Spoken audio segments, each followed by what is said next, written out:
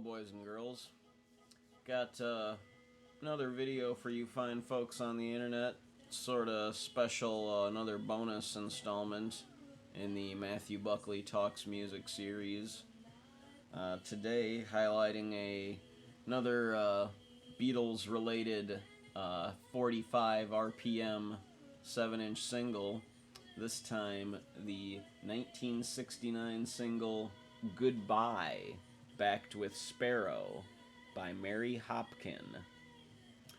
As I said, released in 1969 on Apple Records, the Beatles record label. So, for anyone who may not know, since Mary Hopkin isn't exactly a household name, she was born May 3rd, 1950, in South Wales. And Mary Hopkin was serious about music from her early years, taking singing lessons in her early childhood, and in adolescence was part of a folk music group called the Selby Set and Mary, even recording a solo 4-track EP of Welsh folk songs released on the Cambrian label. And in May of 1968, she was featured on the British talent television show Opportunity Knocks, performing the Byrds song Turn, Turn, Turn to Everything There Is a Season.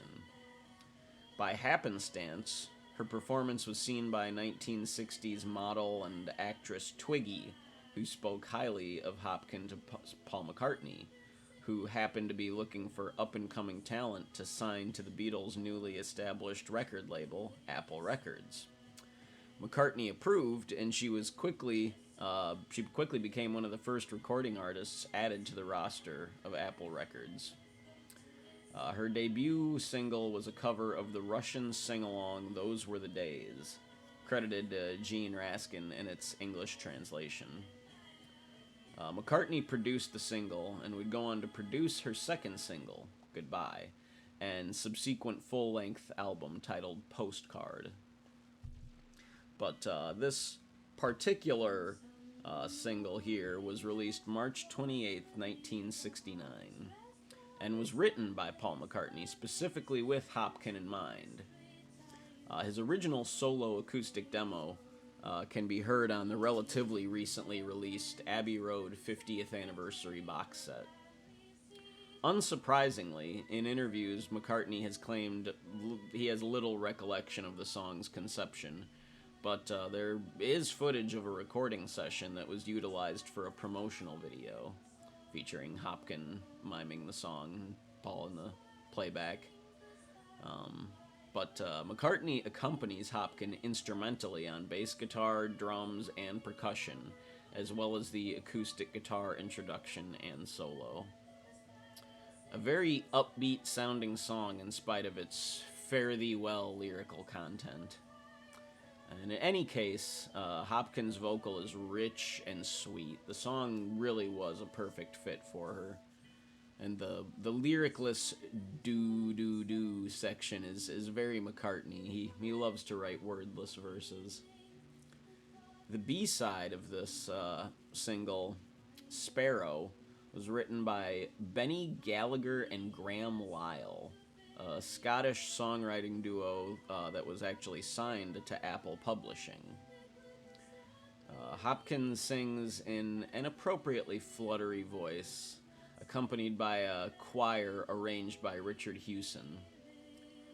It's hard for me to pinpoint exactly what this song is supposed to be about, and that's part of the reason I think I like it as much as I do. You know, it begins with something of a recount of a family preparing for Sunday service, and the chorus tells of the titular sparrow that will inherit the earth. The second verse has a line, I know alone I need a song to fill each moment. I like that. There's enough ambiguity in these lyrics to keep your interest, and the vocal arrangements are otherworldly, between Hopkin and the choir. It's good stuff. So, final thoughts. This is a great single, and a big success for Hopkin and Apple Records all around. It peaked at number 1 on the Dutch Singles Top 100 and the Irish Singles Chart. and reached number 2 in Australia, New Zealand, and on the UK singles chart. And it made the top 5 on Canada's RPM Adult Contemporary chart, the Danish, Finnish, Israeli, Norwegian, Polish, and Swedish singles charts. So it was an international success. And in America, it even, was top 20 on the US Billboard. So Mary Hopkin done good, and Paul McCartney done good on this one, if I can use such phrasing. So, again, brief little video. There's not too much to say, just a couple songs, but it's all good stuff in my opinion. For anyone interested in, Beatles collecting, this is an essential part of your collection. And yeah, honestly, the title track, both tracks are fantastic. I want to say both tracks are 5-star songs, but the title track is really something special. So as far as rating this, I easily, again, even though it's just a single, I would easily rate this, 8 out of 10. I almost want to say 9, but I think I'll just stick to 8. So yeah, let me know below in the comments, have you heard Goodbye by Mary Hopkin? Actually, I'm getting ahead of myself. Let me show you guys the label here. Oh, that's the B-side. Yeah. Goodbye.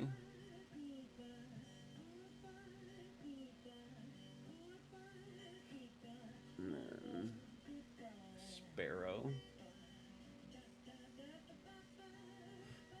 Got thrown off there because it was the full apple on both sides. I expected to see the apple core on the B-side.